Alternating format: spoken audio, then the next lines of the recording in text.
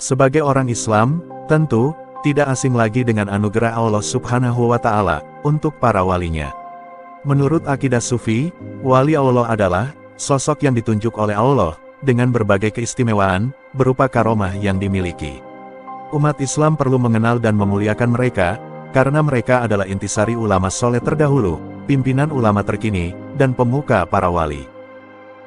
Dahulu kala, ada 4 wali agung yang terkenal di kalangan umat Islam Timur dan Barat, karena keistimewaannya ada di 4 penjuru arah.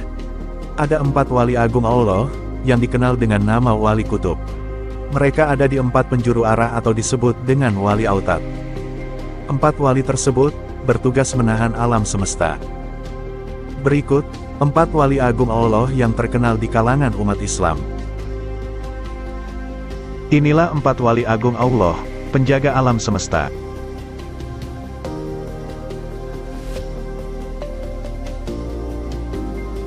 Satu, Syekh Abdul Qadir Al-Jailani.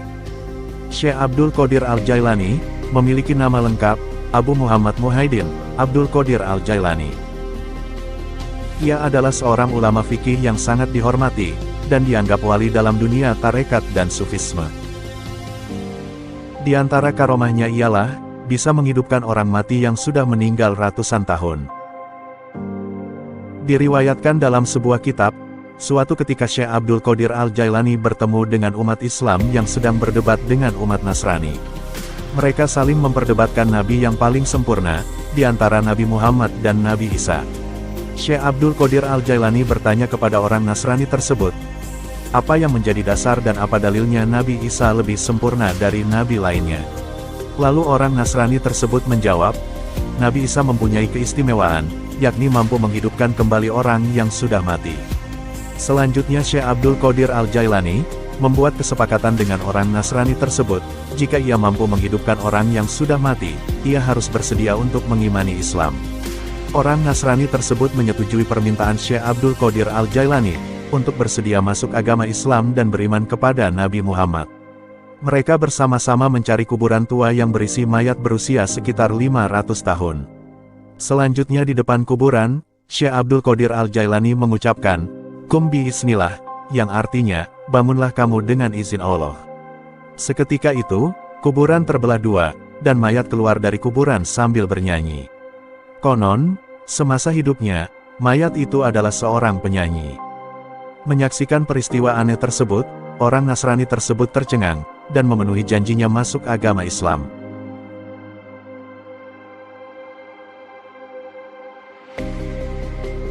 Dua, Syekh Ahmad Arifai. Syekh Ahmad Arifai adalah seorang ulama sufi berkebangsaan Irak abad ke-6 Hijriah 12 Masehi. Ia lahir di desa Hasan, Kegubernuran Wasit, Irak, dan meninggal di desa Ubaidah, suatu tempat yang terletak antara Wasit dan Basra. Ia dibanggakan oleh sejumlah ulama terkemuka kala itu. Di antara karomahnya ialah mencium tangan Rasulullah Shallallahu Alaihi Wasallam pada tahun 555 Hijriah. Saat itu Syekh Ahmad Arifai berumur 43 tahun, beliau berangkat ke Mekah untuk melaksanakan haji.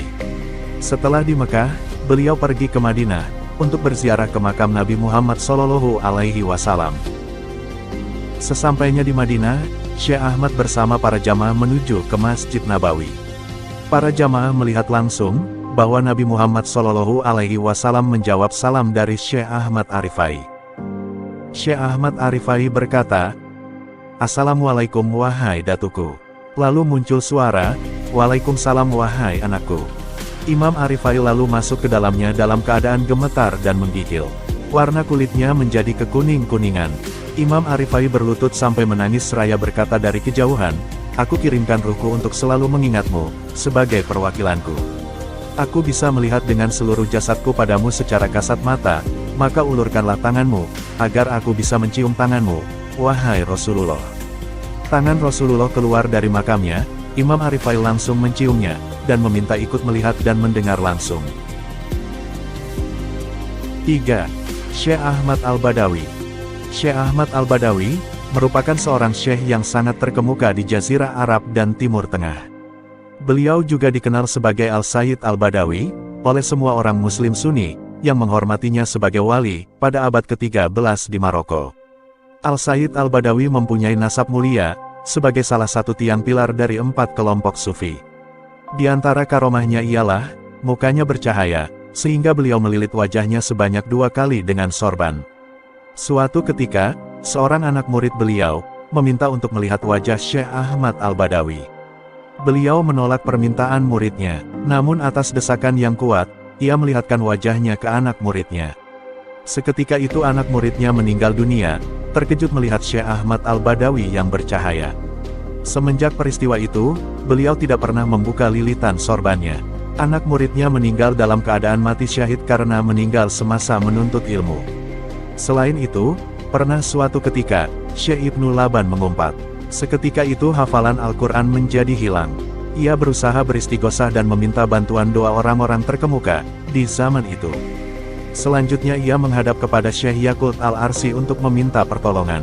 Keduanya bersama-sama berangkat menuju makam Al-Badawi dan berkata, "Wahai guru, hendaklah Tuan memberi maaf kepada orang ini."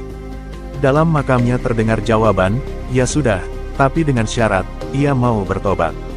Akhirnya Ibnu Laban bertobat, dan tidak lama kemudian kembalilah ilmu dan imannya. Syekh Ahmad Al-Badawi sudah meninggal 200 tahun silam, namun tetap bisa memberi petunjuk bagi orang-orang yang berziarah ke makamnya. 4. Syekh Abu Hasan Asy-Syadzili. Syekh Abdul Hasan Asy-Syadzili dilahirkan di Maroko, pada tahun 593 Hijriah. Syekh Abdul Hasan Asy-Syadzili adalah seorang yang dianugerahi karomah yang sangat banyak, tidak ada yang bisa menghitung karomahnya, kecuali Allah. Adapun sebagian dari karomahnya yaitu, ketika umur 6 tahun, beliau telah mengenyangkan orang-orang yang kelaparan, pada penduduk negeri Tunisia, dengan uang yang berasal dari alam gaib.